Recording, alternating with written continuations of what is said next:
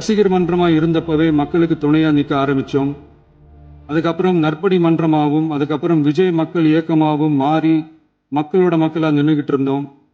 2008 ஈழத் தமிழருக்கு ஆதரவாக உண்ணாவிரதம் போராட்டம் செஞ்சோம். போர் முடிவுக்கு வரணும், நம்ம தொப்புள் கூடிய உறவுகளான ஈழத் தமிழர்களுக்கு பாதுகாப்பான நிம்மதியான ஒரு வாழ்வு கிடைக்கணும்னு அன்னைக்கே கோரிக்கை வச்சோம்.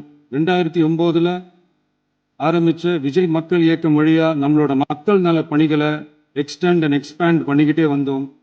கல்விக்கு துணையா இருந்தோம், சோஷியல் சர்வீஸ் செஞ்சோம், வெள்ள நிவாரணத்துல துணையா இருந்தோம், கொரோனா காலத்துல மக்களுக்கு தோள் கொடுத்தோம். விலையில்லா விருந்தகம், குருதியகம், முட்டைப்பால் ரொட்டி திட்டம், விழியகம், பயிலகம், நூலகம், இப்படி பல வழியில மக்களுக்கு துணையா இருந்தோம். அப்புறம் நம்மளோட திரைப்படங்கள்ல நம்மளால முடிஞ்ச வரைக்கும் ஊழல் எதிர்ப்பை சொன்னோம், சமூக நீதியை சொன்னோம், கல்வியை பத்தி சொன்னோம், அரசியலை பத்தி சொன்னோம்.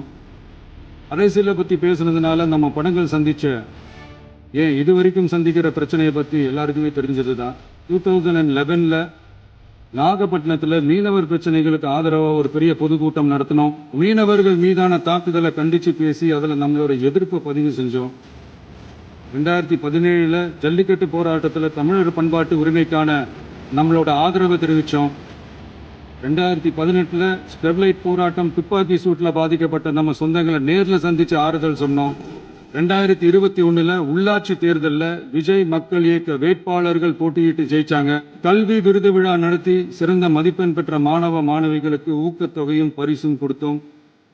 2024 தமிழக வெற்றி கழகத்தை ஆரம்பித்தோம்.